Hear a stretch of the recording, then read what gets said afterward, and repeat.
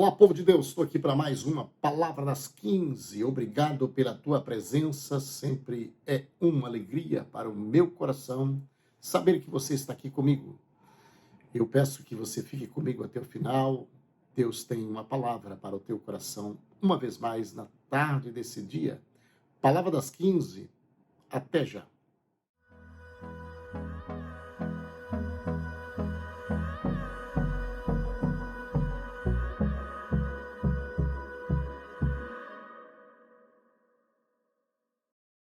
Palavra das 15 já está no ar. Na tarde desse dia, que Deus te abençoe. Quero apresentar aqui a minha gratidão por você estar comigo aqui nesta live. Você é sempre bem-vindo todos os dias, segunda a sexta-feiras, Palavra das 15. Nós estamos aqui por alguns minutos ministrando a palavra de Deus.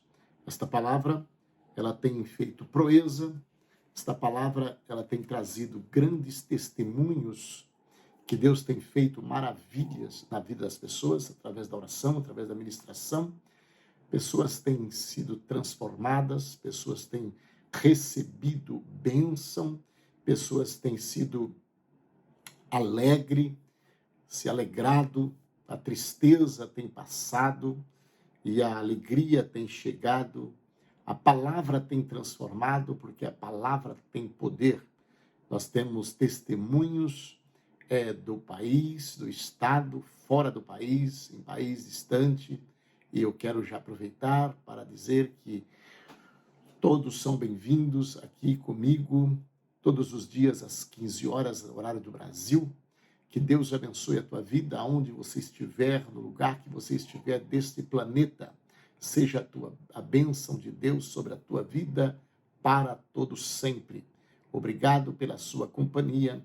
E você que sabe de alguém que ainda não conhece a Palavra das 15, eu venho convidá-los para que divulgue esta palavra, manda este link para outras pessoas que com certeza mais gente, mais pessoas, mais almas estão precisando ouvir esta palavra. Palavra de conforto, palavra de alegria, palavra que fortalece vidas, que fortalece coração. Hoje nós estamos meditando numa palavra de despertamento para nossas vidas. Eu quero iniciar dizendo que homem, ele é sempre homem. Homem é sempre homem. Aconteça o que acontecer, o homem é homem. Moisés era homem. Josué era homem. Abraão, homem. Adão, homem. Noé, homem. Davi também era homem.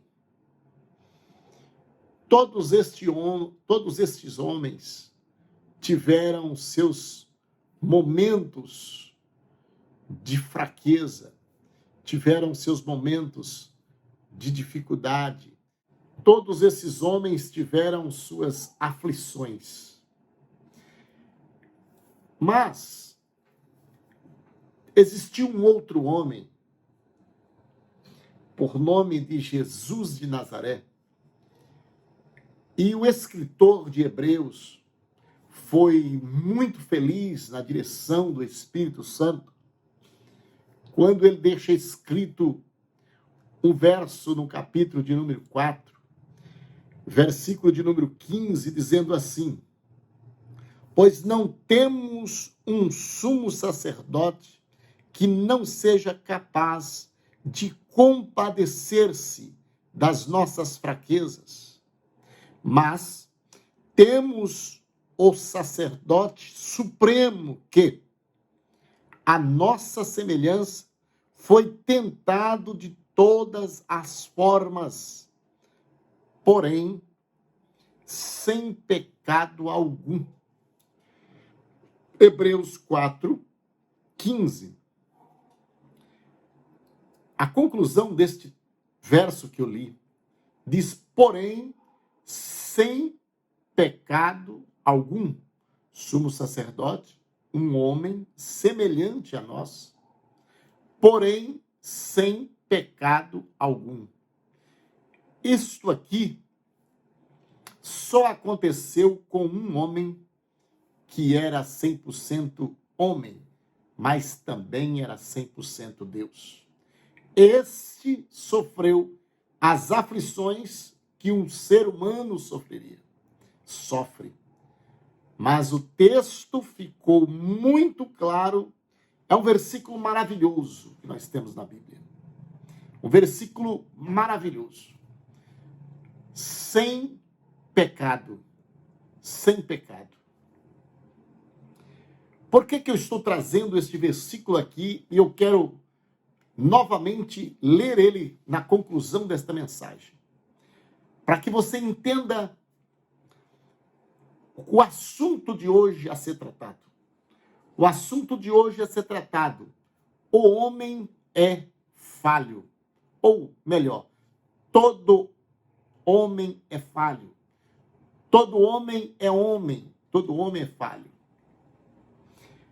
Segundo Samuel, capítulo 11, no começo do ano, época em que os reis costumavam ir à guerra, Davi enviou Joabe e as tropas israelitas para lutarem contra as amonitas.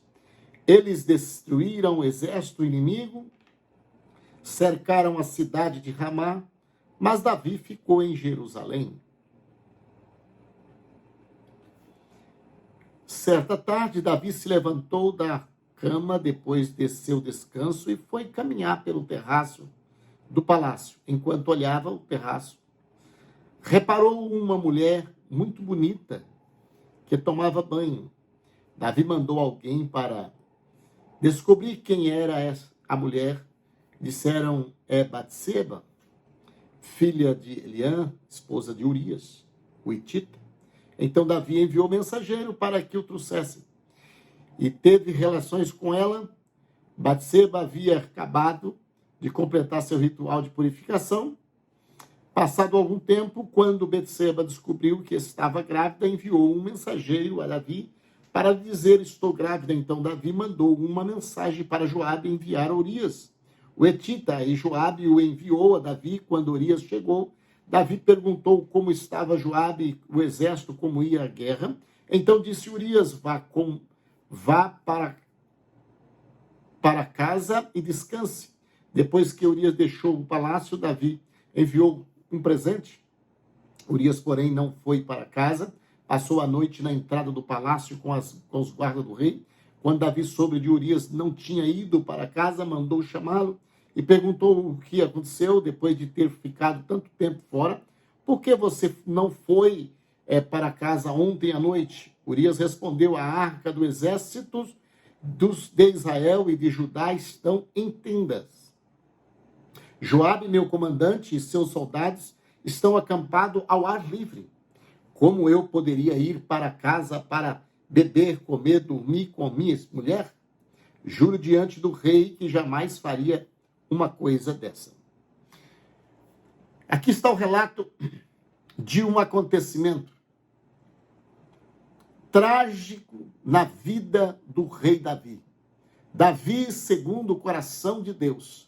Davi, o rei mais renomado que houve. De Davi saiu-se a descendência, da raiz de Davi, é que veio Maria dar à luz a Jesus Cristo, o Messias. Entretanto, Davi era homem também. Davi era fraco, Davi também tinha suas fraquezas. E eu quero apresentar esse texto dizendo, ninguém pode copiar Davi, não deve ninguém copiar Davi nesta fatalidade, neste erro, neste pecado. Davi aqui cometeu não só um pecado, mas vários pecados. Davi, ele, além dele assumir um relacionamento com a esposa do seu soldado, ele insistiu que os seus soldados fosse dormir com a sua esposa para que ele não fosse acusado deste filho, o qual ela estava grávida. Este rapaz deu testemunho contrário ao rei. O rei não respeitou a arca que estava em tenda. O rei não respeitou o seu exército que estava ao ar livre. O rei pecou neste momento. O rei estava em lugar que não era para ele estar. Porque o texto do versículo 1 diz: no começo do ano, essa época em que os reis costumavam ir à guerra, Davi enviou Joabe e a tropa israelita lutavam contra os amonitas. Ele destruiu o exército inimigo, cercar a cidade de Ramás. Davi ficou em Jerusalém. Na verdade, não era para Davi estar em Jerusalém, era para Davi estar na guerra. Era a época dos reis estarem em guerra. Davi estava em lugar errado na hora errada. Davi não teve vigilância. Davi pecou.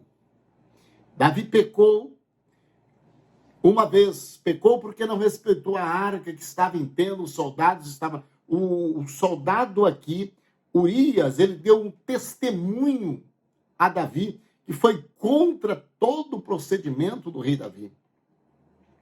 Se não bastasse, Davi tentou embriagar Urias, na intenção de Urias ir para casa e manter relação com a sua esposa para que aquele filho ficaria caracterizado que fosse dele. Pois mesmo embriagado, o soldado não foi para casa, com respeito aos companheiros que estavam na guerra. O soldado não foi para casa. Davi não se contentou com todas estas armações que ele aprontava, que ele estava montando para se fugir do pecado. Ele não conteve Davi ainda. Mandou uma carta para o comandante Joabe, que colocasse Urias na frente do exército, para que Urias fosse ferido. Joabe respeita o rei, atende o pedido do rei, e coloca Urias na frente da batalha, de frente uns flecheiros fortes, e resultado: Urias, marido de Betseba, foi morto. O que termina essa história é que Davi, um homem respeitado da nação, rei de todo Israel, um homem que temia a Deus, um homem que não procedia de forma nenhuma se não fosse na direção de Deus, um homem que consultava a Deus para as suas batalhas, um homem que tinha um diferencial com todos os reis, com todo mundo todos admiravam Davi. Pelo seu relacionamento com Deus, pela sua intimidade com Deus. Davi era, de fato, um homem respeitado. Davi era um homem de Deus. O texto sagrado diz que Davi era um homem segundo o coração de Deus. Porém, Davi era um homem. Então, esta palavra, ela vem na tarde desse dia para despertar você que está achando que todo homem, ou que possa confiar no homem, o homem, ele é falho, o homem, ele é amável, o homem, ele é bom, o homem, ele é pacificador, o homem, ele é perdoador, o homem, ele é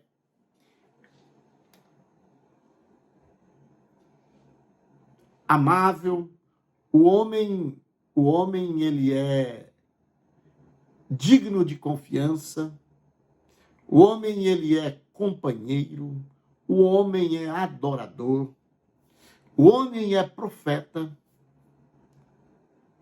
o homem é filho de Deus, o homem é servo de Deus. Entretanto, o homem é homem. Homem. Carrega uma carcaça, carrega uma natureza adâmica amortecida dentro dele. Todo homem que são convertidos a Jesus Cristo, ele ainda carrega nele a carne adâmica, ele ainda carrega. Nesta vida, enquanto estivermos neste corpo, estamos sujeitos ao fracasso, estamos sujeitos a perdas, estamos sujeitos a falhas, estamos sujeitos a mudança de conceitos. O homem, enquanto está nesta vida, nesta carne, por mais cristão que ele seja, por mais obediente que ele seja, quem conhece ele é só Jeová, só o dono dele. Mas eu quero trazer uma palavra para você. Nós somos assim. Nós somos humanos. Nós somos passivos de erros. Somos passivos de pecados. Mas isto não nos deixa desclassificados se houver em nós um arrependimento, se houver em nós uma confissão, e se houver em nós uma decisão de deixar, porque o texto sagrado diz que aquele que confessa e deixa alcança a misericórdia. Porque nós temos um sacerdote que ele pode compadecer por nós. O texto diz: pois não temos um sacerdote que não possa, que não seja capaz de compadecer das nossas fraquezas. Ou seja, temos um sacerdote que pode compadecer as nossas fraquezas. O problema do ser humano é a fraqueza. Fraqueza existe no homem. Fraqueza anda com o homem. Fraqueza está no homem. Quando eu digo homem, estou falando ser humano. Fraqueza está no ser humano. Então, o texto de Hebreus, que eu disse na introdução, para você que entrou agora, é um texto maravilhoso. É um texto digno de observar. Ele está dizendo: pois não temos um sumo sacerdote que não seja capaz de compadecer-se das nossas fraquezas, mas temos o sacerdote supremo que, à nossa semelhança, foi tentado de todas as formas, porém sem pecado. Só existe um que foi tentado de todas as formas, como eu e como você é tentado, mas sem pecado. Este é aquele que é do céu e que foi da terra. Ele era da terra, mas ele era do céu. Ele desceu à terra, mas ele era do céu. Ele voltou para o céu. Esse, sem pecado algum, e ele pode compadecer com os erros que você tem cometido, com os erros que eu tenho cometido, com as fraquezas suas e com as fraquezas minhas. Esta palavra não é para incentivo a pecado. Esta palavra é para incentivo que ainda há perdão, que nós temos um sacerdote. Esta palavra é para entendermos que temos um sacerdote que pode compadecer por nós, mediante o nosso arrependimento. Quando João escreve a sua carta, capítulo 2, diz: filhinhos, primeira carta, filhinhos, não pequeis. Todavia, se vier pecar, temos um advogado justo junto ao Pai para nos perdoar. Então, pega esta palavra para o teu coração nesta tarde desse dia. Entenda, ainda há esperança para você. Ainda há uma chance para você. Ainda há uma chance para você. Davi, no próximo do segmento aqui, ele encontra com o profeta Natã. E Natã apresenta para ele a situação e diz assim, eu vou rapidamente. Então o Senhor enviou o profeta Natã, Davi. Ele foi até o rei e lhe disse: havia 2 homens em certa cidade, um era rico e outro pobre. O rico era dono de muitas ovelhas e muito gado. O pobre não tinha nada, exceto uma cordeirinha que ele havia comprado. Ele criou a cordeirinha e ela cresceu com os filhos dele. Comia de seu prato, bebia no seu copo e até dormia em seus braços. Ela era como uma filha. Certo dia, um visitante chegou à casa Certo dia, um visitante chegou na casa do rico. Em vez de matar um dos animais de seu próprio rebanho, o rico tomou a cordeirinha do pobre, matou e preparou para a visita. Davi ficou furioso com esse comentário, com esse rico que assim fez, e respondeu a Natã, o profeta: tão certo como vive o Senhor, o homem que fez uma coisa dessa merece morrer. Então o profeta disse: deve restituir 4 ovelhas. Davi ainda dizendo: deve restituir 4 ovelhas ao pobre por ter roubado cordeirinha e não ter mostrado compaixão. Então Natã, o profeta, disse a Davi: você é este homem. Assim diz o Senhor, o Deus de Israel: eu ungi rei de Israel e o livrei das mãos de Saul. Dei-lhe a casa e as mulheres de seu senhor e os reinos de Israel e Judá. E se isso não bastasse, teria-lhe dado muito mais.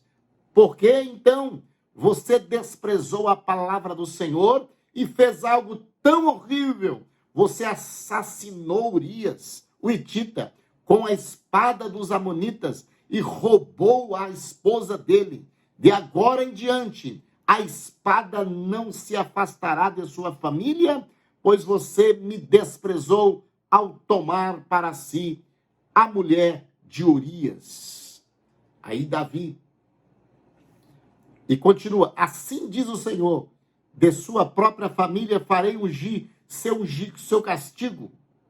Farei surgir seu castigo, tomarei suas mulheres diante dos seus olhos e as darei a outro homem. Ele se deitará com elas à vista de todos. O que você fez em segredo, eu farei acontecer abertamente diante de todo Israel. Então Davi confessou a Natã: pequei contra o Senhor. Então Davi confessou a Natã: pequei contra o Senhor. Natã respondeu: sim, mas o Senhor o perdoou, e você não morrerá por causa do seu pecado. Contudo, uma vez que você demonstrou o mais absoluto desprezo pela palavra do Senhor, ao agir deste modo, seu filho morrerá. Depois que Natã voltou para casa, o Senhor fez adoecer gravemente o filho de Davi com a mulher de Urias.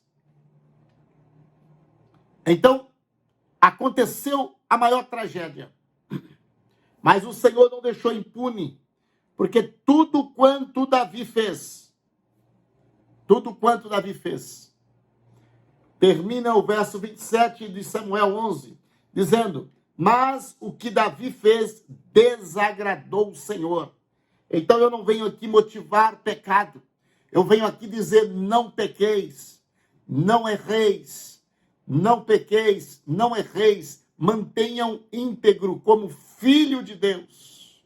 Mas se todavia, por ser homens, por ser herança de Adão, por ser frágil, por ser passivo de pecado, vier a pecar, você se agarra num versículo que está aqui, pois não temos um sumo sacerdote que não seja capaz de compadecer-se das nossas fraquezas, mas temos um sacerdote supremo que, a nossa semelhança, foi tentado de todas as formas, porém sem pecado.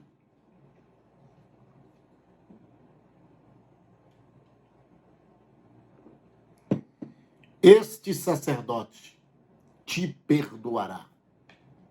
Ele justifica você diante do Pai. Todo homem é passivo de falha. Não confiei em homens. Todo homem é passivo de falha. Mas Davi se arrependeu, confessou. E o Senhor o perdoou. Mas a consequência ficou. E diz, o profeta diz para ele, a espada não sairá de dentro da sua família. Todos semeadores colherão. Existe o perdão para a salvação. Mas a semente que foi semeada vai colher. Este é o assunto do próximo vídeo. Próxima live.